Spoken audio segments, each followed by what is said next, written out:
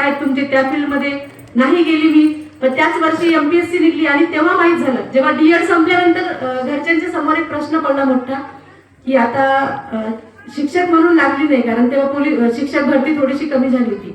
आता शिक्षक म्हणून लागली नाही आणि आता लग्न करायचं तर शेतकऱ्याला दिलं तर शेतात काम कसं करणार आणि नोकरीवाल्याला देणं एवढं सोपी गोष्ट नव्हती तेव्हा.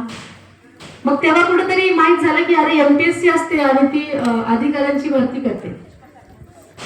घरच्यांचा सपोर्ट आणि माझा भाऊ पण अभ्यास करत होता, सोबत अभ्यास केला. कधी कधी मेहनत असते, 100% जर तुम्ही एखादी गोष्ट डोक्यात घेतली 100% पण दुसरं सगळं सोडून.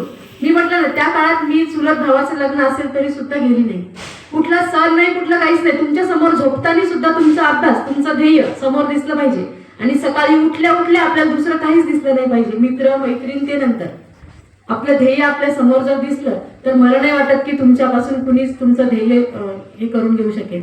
आणि माझ्या मेहनतीने म्हणा, मेहनत सगळे करतात, मेहनतीने म्हणा किंवा काही आई वडिलांची पुण्याई म्हणा, पहिल्याच प्रयत्नात. नाहीतर एमपीएससी 10-10 वर्ष अभ्यास करणारी मुलं आहेत. फक्त एमपीएससी काय करतो मुलगा,